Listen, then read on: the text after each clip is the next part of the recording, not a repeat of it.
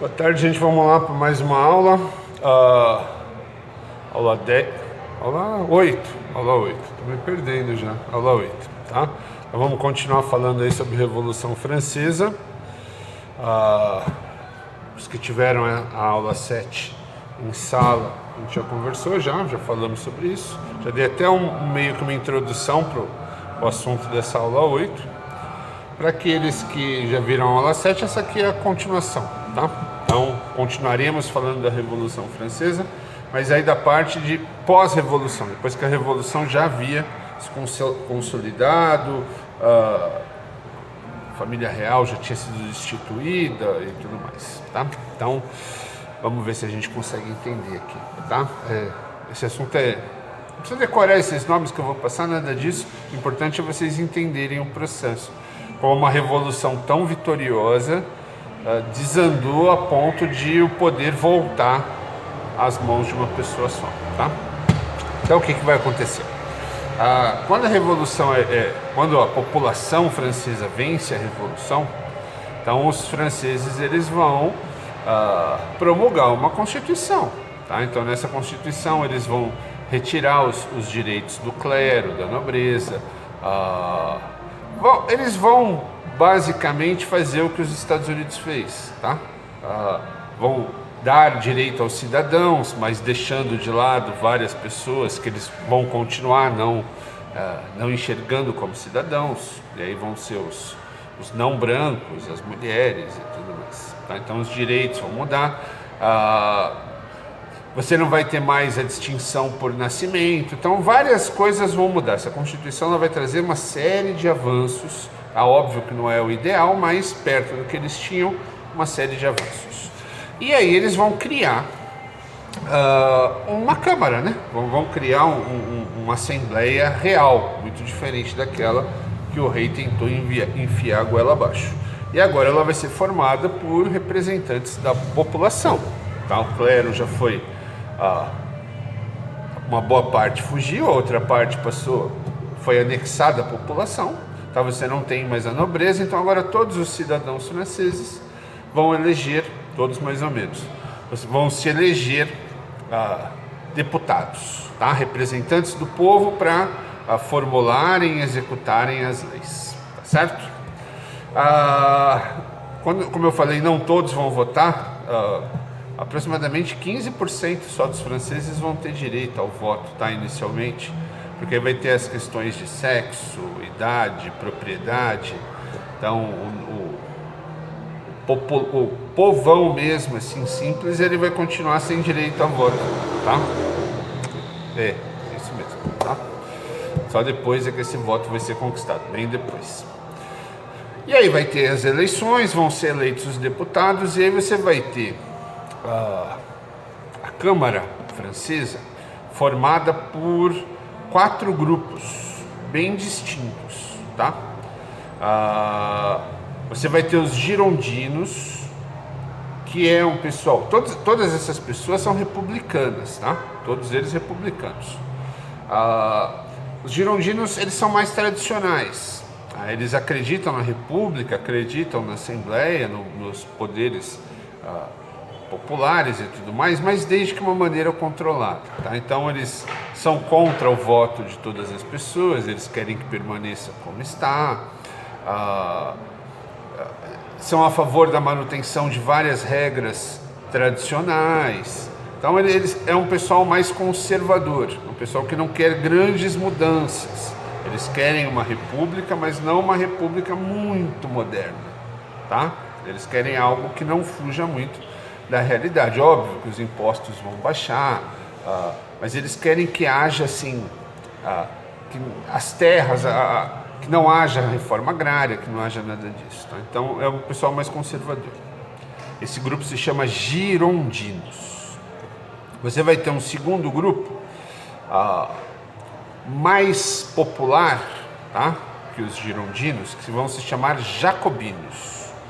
Esse vai ser comandado, né, capitaneado por Robespierre, tá? Um nome importante da Revolução, que foi eleito deputado também, que vai controlar esse grupo, os jacobinos, certo?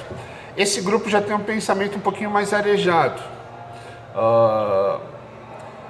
Já acreditam na divisão de terras, no voto universal, mas na divisão de terras, assim, na posse de terra, no voto universal, a que todos votem. Então eles já creem, já têm ideias um pouco mais modernas, ideias muito mais aproximadas do que aconteceu nos Estados Unidos, tá? Então esses jacobinos, eles vão por essa linha. Você tem um terceiro grupo que chama Cordeliers. A aula em francês é bom porque você gasta o francês. Cordeliers. Que aí já é um grupo bem mais radical, tá? Também comandado por dois heróis da Revolução, Marat e Danton, tá? Que são mais populares mesmo, heróis do povo, que são muito mais radicais. Esses já pregam a reforma agrária, que a terra seja destituída dos latifundiários e dividida entre o povão. Tá? Tem ideias muito que vão se aproximar, estranho com isso que eu vou falar, mas vão se aproximar de algo que nem existe na época que vai ser criado, que é uma ideia mais comunista, da divisão dos bens e tudo mais. Tá? Então você tem esses três grandes grupos, que nenhum deles é a maioria da Assembleia, e você tem um quarto grupo, que eles vão se chamar de planície, porque a Assembleia Francesa ela tem andares. Os dois maiores grupos ficam em cima, os maiores grupos em cima. Embaixo, a planície é uma galera que não tem lealdade com nenhum grupo. Então eles vão votar em um ou outro assunto, eles podem votar com jacobinos em um assunto, com girondinos em outro, com cordeliers em outro. Eles não têm uma lealdade. Então é um grupo que vai meio com a maré. E que aonde esse grupo encosta, vai formar a maioria. Tá? Então o controle, assim, convencimento desse grupo é muito importante. Só que não existe um convencimento que cause, que efetivamente torne esse grupo leal. Então, cada hora eles estão de um lado, de acordo com a matéria, principalmente de acordo com os interesses de cada grupo, né? Então, fica essa confusão.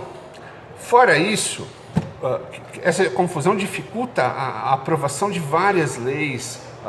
Várias coisas que precisavam ser decididas são prorrogadas, tá? Então isso vai causar um certo problema político na França. Fora isso, os seguidores da nobreza e mesmo a família real no início da Revolução vão se juntar a países vizinhos, monarquias autocráticas, igual a França era, e vão lutar vão criar exércitos, tudo para tentar evitar que a França realmente se torne uma república.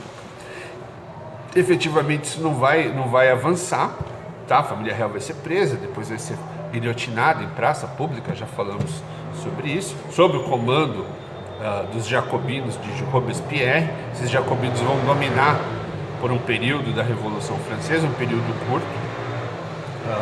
A família real vai ser guilhotinada sob o comando do Robespierre. Mas esse temor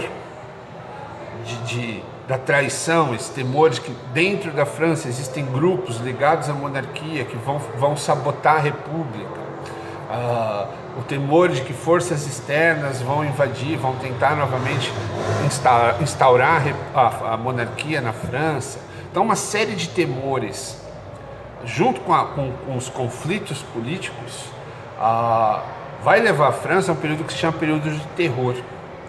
Vão se promulgar leis, assim, leis que vão tirar o direito de defesa do cidadão. Então, cidadãos que são acusados de traição ou que são suspeitos de traição são guilhotinados. Então, a guilhotina vai funcionar o tempo todo. O número de execuções vai ser absurdo. A cada tempo eles vão ser executados. Inclusive líderes da Revolução, como Danton, vão ser executados. O próprio Robespierre, depois que os jacobinos perdem o poder para os girondinos, também será executado. Marat, outro grande líder da Revolução Francesa, vai ser assassinado por opositores, por inimigos políticos. Então a França ela vai passar por um momento muito conturbado. Os grupos que lutaram juntos para fazer a revolução vão se separar e vão criar uma instabilidade em que a França não é possível governar a França. Tal o tamanho da confusão. você vai ter um grupo, esses nomes vocês não precisam decorar, tá, gente? Só saber, só entender o processo. Você tem um grupo muito importante na Revolução Francesa, muito atuante, que participa diretamente dos conflitos, que é chamado de sans-culottes, que significa sem calças.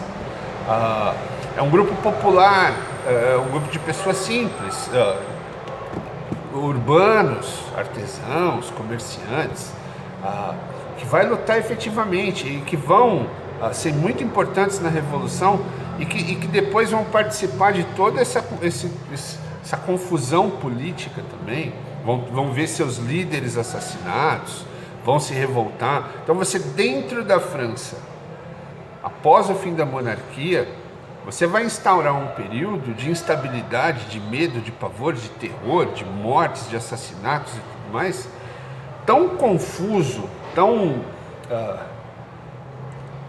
que vai levar a população a um pânico, um nível de pânico, de medo, muito maior do que o anterior à Revolução. Você vai ter, por parte dos jacobinos, o tabelamento de preços, depois esses preços são liberados. Vai ser um período onde as regras vão mudando e remudando de acordo com quem está no comando político. Isso vai levar a população prestem atenção no que eu vou falar, mesmo que inconscientemente, desejar o retorno da ordem, desejar que as coisas voltem a ter uma certa ordem mesmo. Eles fizeram uma revolução buscando mudanças, conseguiram mudanças, tá? Mas de repente você tem uma série de problemas que vão fazer a pessoa livre, a pessoa com direitos, mas a pessoa com medo o tempo todo. Qualquer um pode ser acusado de traição e guilhotinado. Qualquer um pode ser assassinado por ter pensamentos políticos diferentes, ou até por ser neutro. Tá? Então, esse período confuso da França vai fazer com que surja dentro da população francesa o desejo de alguém que coloque ordem na casa. E aí as pessoas vão passar a depositar muito da esperança delas na figura de Napoleão Bonaparte. Napoleão Bonaparte é general do exército francês, é importante por várias lutas que ele venceu em outros países, está muito bem considerado, e que de repente passa a ser visto como uma oportunidade de colocar a França novamente nos eixos, mesmo que isso signifique que tudo aquilo que foi conquistado seja perdido, tá? E é o que vai acabar acontecendo. Tá? Então, poucos anos após a Revolução Francesa, anos conturbados, confusos e muito sangrentos, Napoleão Bonaparte, apoiado pelo exército e apoiado por uma boa parte da população, apoiado por uma boa parte dos políticos, vai dar o golpe de Estado e vai instaurar um período de ditadura. Tá? Ele vai se autodenominar imperador francês e vai passar a ter plenos poderes na França. Ele não vai dissolver o Congresso, a gente vai falar sobre isso na próxima aula. Tá? Napoleão ele vai assumir o poder e não vai dissolver o que foi conseguido. Ele vai criar maneiras, tá? Ele vai criar mesmo armadilhas que vão levar o poder autocrático a ele. Ele vai ser o imperador, ele vai mandar e desmandar na França da maneira como ele quiser. Tá? Então a gente veremos isso no próximo texto, sobre o período napoleônico, que é importantíssimo para a história do Brasil. Tá? É esquisito eu falar isso, mas o governo napoleônico, a megalomania do Napoleão de querer reconstruir um império romano, de dominar a Europa, que é algo que passou por vários períodos, né? O fim do Império Romano marca o fim dos impérios gigantescos, mas ele vai dar início a uma corrida por esse retorno. Em vários momentos da história, tentaram reeditar um novo império que domine toda a Europa, o Oriente Médio. Napoleão é um desses malucos, tá? Você vai ter uma série de outros, Otto, Hitler e por aí vai. Tá certo? E a importância disso é que com a entrada de Napoleão, com essa necessidade dele de dominar a Europa, de transformar a Europa no Império Francês, ele vai invadir Portugal, o que vai fazer com que o rei de Portugal fuja para o Brasil, tá? O que é muito importante para a nossa história, porque com a chegada da família real, o Brasil passa a ser a sede do Império. E aí todos os investimentos vão ser feitos aqui no Brasil. O Brasil vai ter um upgrade estrutural e tudo mais, tá? Coisas que o Brasil era apenas uma colônia, tá? Os investimentos aqui eram mínimos, tá? A partir do momento que aqui se tornou a base do Império Português, os investimentos vieram para cá. Então essa caminhada da Revolução Francesa, que vai desembocar no Napoleão, influi diretamente na nossa história, tá certo? O processo ele vai criando consequências que vão batendo em todos os lugares, tá certo? Eu espero que vocês tenham entendido aí sobre a Revolução Francesa, sobre essa segunda fase, tá? A fase dos governos republicanos, mas governos republicanos tão confusos que, ao invés de trazer estabilidade, vão trazer justamente o contrário, tá? E vão encaminhar a França a períodos tão lamentáveis, tão sangrentos, que o poder acaba sendo basicamente entregue às mãos de um único homem, como era antes da Revolução. Só que dessa vez não um rei, mas sim um imperador, Napoleão Bonaparte, autodenominado imperador Napoleão Bonaparte. Tá certo? Falamos disso na próxima aula. A gente se vê.